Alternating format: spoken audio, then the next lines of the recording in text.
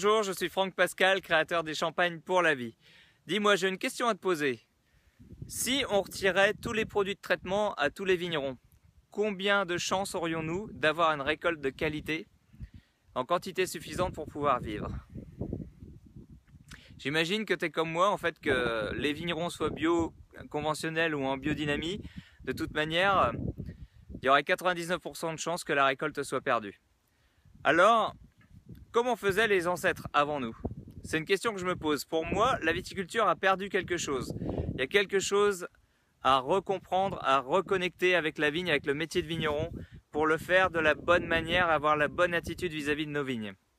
Moi, j'ai le sentiment intérieur, puisque ça s'est déjà fait dans le passé, qu'il est possible de pouvoir cultiver la vigne sans avoir besoin de traitement physico-chimique. Le comment, je ne le sais pas.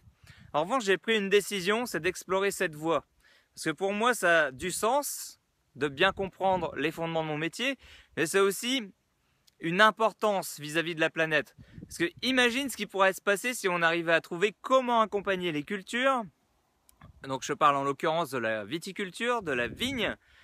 Qu'est-ce qui pourrait se passer si on arrivait à travailler sans intrants physico-chimiques?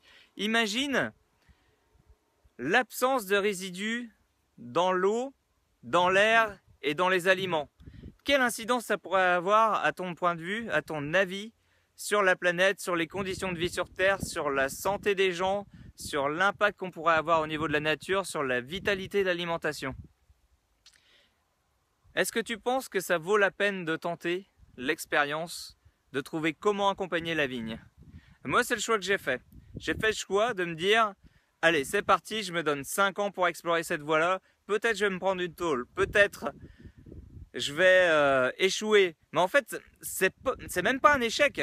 C'est ça qui est surprenant. C'est-à-dire, j'aurais pu rester bloqué dans mon mental, à me poser des questions, à me poser des objections tout seul en me disant ouais mais c'est trop risqué financièrement, on va se moquer de toi, etc., etc. Là ça aurait été un vrai échec parce que j'aurais même pas commencé à aller faire l'essai. Ça c'est le vrai échec. Après j'essaie, je suis utopiste, j'ai des envies, j'ai des ambitions. Peut-être j'y arriverai, peut-être j'y arriverai pas, peut-être je vais commencer quelque chose qui va inspirer d'autres personnes et peut-être qu'on va pouvoir former un groupe pour avancer tous ensemble et trouver comment faire. Peut-être que les travaux que je vais commencer dans 5 ans, dans 10 ans, peut-être que j'aurai changé de décision et me dire, ben voilà, c'est peut-être trop tôt, c'est peut-être pas le moment, j'ai peut-être pas les compétences nécessaires, mais au moins j'aurai essayé et j'aurai laissé une trace derrière moi qui pourra inspirer d'autres personnes pour aller au bout du chemin. Donc ça, pour moi, ça vaut tout son pesant d'or. Parce que imaginez si Léonard de Vinci n'avait pas fait ses dessins de parachutes, de chars, d'hélicoptères. Pensez-vous que d'autres personnes auraient pu y songer et créer toute la technologie, tous les savoirs, toutes les compétences qu'on connaît aujourd'hui? Je ne crois pas. Donc pour moi, je pense qu'il y a une possibilité au niveau de la viticulture et c'est ça que j'ai envie de partager dans mes prochaines vidéos. Et j'ai aussi envie de vous partager mon projet, mon nouveau projet 2015, après celui de commencer à travailler sur cette viticulture complètement naturelle, de travailler sur un autre projet qui pourrait être une super opportunité pour vous. Je vous en parle dans mes prochaines vidéos. À plus!